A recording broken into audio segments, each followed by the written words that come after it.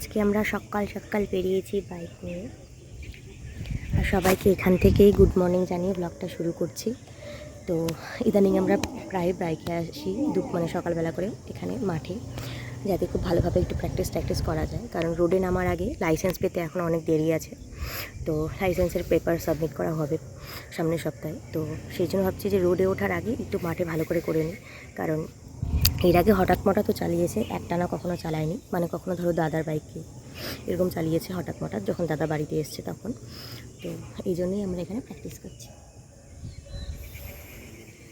তো দেখা যাক,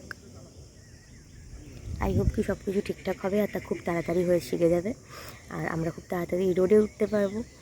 তো চলো দেখতে থাকো গোটা ব্লগটা, স্কিপ না করে। আশা করি তোমাদের খুব খুব খুব ভালো লাগবে। সকালবেলা মাঠ থেকে এসে এখন আমি রান্না বসিয়েছি, আর আজকে কিন্তু রান্না মা আর আমি দুজনে মিলে করছি। আমি এখানটায় ভাত করলার ভাজা আর কাঁকরোল যেটাকে বলে, তো সেটাকে আমরা ভাত করলা বলি আমাদের গ্রামের ভাষায়। তো সেই ভাত করলার ভাজাটা করে দেবো, তো মায়ের হাতে হাতে একটু কাজে গিয়ে দেবো। আর সকালের বেশিরভাগ রান্না তো মাই করছে, আর বাকি রান্নাটা মা করে নেবে, কারণ এই সময় মা স্নান পুজো করতে গেছে, আর আজকে মায়ের ঘুম থেকে উঠতে অনেকটাই দেরি হয়ে গেছিলো। যা গরম পড়েছে, এই গরমে কিন্তু আমাদের প্রায় রান্না করতে করতে রান্নাঘরে সেদ্ধ হয়ে যাওয়ার মতো অবস্থা। তাই কিন্তু আমরা সবসময় কাজ ভাগাভাগি করে নিই, আর আমি কিন্তু প্রত্যেকটা ভিডিওতেই এই কথাটা উল্লেখ করি। আমি কখনো বলি না যে আমি একা হাতে সবটা সামলাই, আমরা তিনজন মিলেই কাজ করি। আমার ননদও করে, মাও করেন, আর আমিও করি। তো এখানে দেখতে পাচ্ছ আজকে মাকে সাহায্য করে দিচ্ছি আমি সকালবেলা, নাহলে সকালের গোটা কাজ কিন্তু মা একাই করে, রান্নাঘরে যেটুকু কাজ থাকে। আর রাতের কাজের ভাগিদার আমি, রাতের কাজে সমস্ত কিছুই আমাকে করতে হয়। তো এখানে করলাগুলো ভেজে নিচ্ছি, আর তারপরে ভাত বসিয়ে দেবো। আর তোমরা কে কী রান্না করছো এই গরমে বলো তো? আর এই গরমে কিন্তু যত পাতলা খাবার খাওয়া যায় ততই ভালো। আর এই সময় মনে হয় কি রান্নাঘরে ঢুকলে আমাকে দেখো আমি কত হারটা ঘেমে গেছি, কি হারে ঘাম হচ্ছে আমার। রান্নাঘরে ঢুকলেই মনে হয় খাবারের সাথে সাথে আমিও পুরো সেদ্ধ হয়ে যাচ্ছি, আর কি বলবো। তো প্রায় 10-12 দিন আগে আমার ব্লগে একটা কমেন্ট এসেছিল, একজন কমেন্ট করেছিলেন, উনি জিজ্ঞেস করেছিলেন যে আমার বাড়ি কোথায়। তো ওনার উদ্দেশ্যে বলছি, উনি যদি এই ভিডিওটা দেখে থাকেন, বা যারা আমার নতুন দর্শক তারাও জানতে পেরে যাবেন। আমার বাড়ি কিন্তু উত্তর দিনাজপুরের কালিয়াগঞ্জে আমার বাড়ি। আর এখানটায় দেখুন আমার রান্না কিন্তু প্রায় অনেকটাই হয়ে এসেছে। আর কি কি সবজি কেটে রেখেছি এর পাশাপাশি আমি দেখাবো। আর যখন সবজি কেটেছিলাম ওই সময়টা ভিডিও শ্যুট করা হয়নি, তাই কাটার পরে সমস্ত জিনিসগুলো আপনাদের সাথে একবার শেয়ার করছি। পাশে রয়েছে চিচিঙ্গা ভাজা, আর তার পাশে চিচিঙ্গা কেটে রেখেছি, ওটা পরে ভাজা করা হয়েছিল। আর আলু দিয়ে টমেটো দিয়ে একটা পাতলা ঝোল করেছে মা। আর এখানে হাঁড়িতে কিন্তু আমি জল চাল একবারে বসিয়ে দিয়েছি। আর এখন দেখো তরকারিটা হয়ে গেছে, তরকারিটা নামিয়ে নেব। আর এর মধ্যে কিন্তু মা রান্নাঘরে চলে এসেছে। তো মা এসে আমাকে বলছিল যে তুই আমাকে একটু কটা পেঁয়াজ কুচিয়ে দে, আমি আলুর ঝোলটা পেঁয়াজ দিয়ে করবো। আমি ঠিক আছে, তখন আমি কটা পেঁয়াজ কুচিয়ে দিলাম।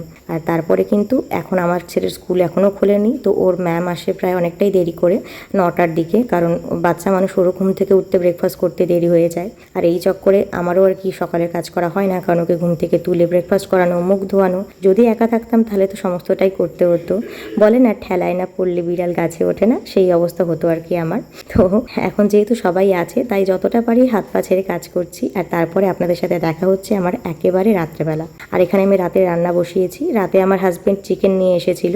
তো আমার ব্লগ যারা ফলো করেন তারা জানেন যে আগে আমি চিকেন বাইরে রান্না করতাম, কিন্তু এখন আমাদেরকে বাধ্য হয়ে ঘরে তুলতে হয়েছে। আমাদের ঘরে কিন্তু চিকেন উঠতো না, আমরা বারান্দায় ওই ছোট যে সিলিন্ডারের মধ্যে গ্যাস থাকে ওই স্টোভগুলোতে করে করতাম। কিন্তু আমার কয়েকদিন আগেকার ভিডিও, প্রায় 1 মাস হবে, ভিডিওটা যদি ফলো করেন তাহলে বুঝতে পারবেন যে কেন ঘরে করছি। তো যারা জানে না তাদের উদ্দেশ্যে বলি, ওই দিন কিন্তু সিলিন্ডারটা আমাদের বাইরে আগুন বেরিয়ে পুরো ব্রাস্ট হয়ে যাওয়ার আগের স্টেজে ছিল আর কি, গোটা সিলিন্ডারের নিচ পর্যন্ত আগুন ধরে গেছে।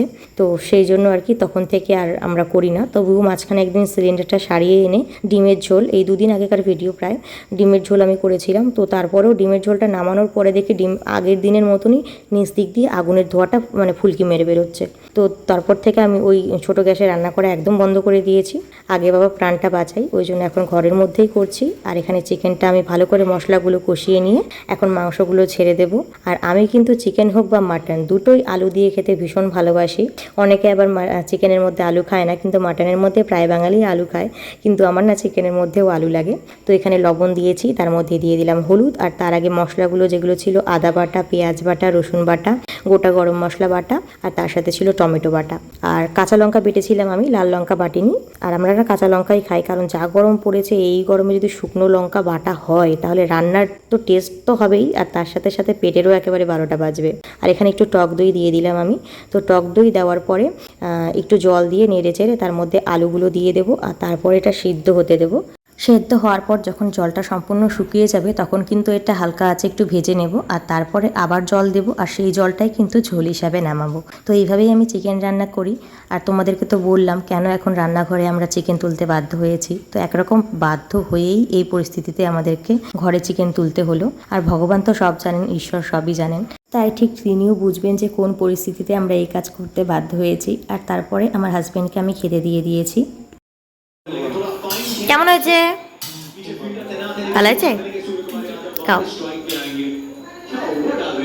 আজকের ব্লগটা এই পর্যন্তই। যদি ভালো লাগে তাহলে অবশ্যই একটা লাইক করো, শেয়ার করো, আর চ্যানেলটা সাবস্ক্রাইব করতে ভুলো না। দেখা হচ্ছে পরের ব্লগে।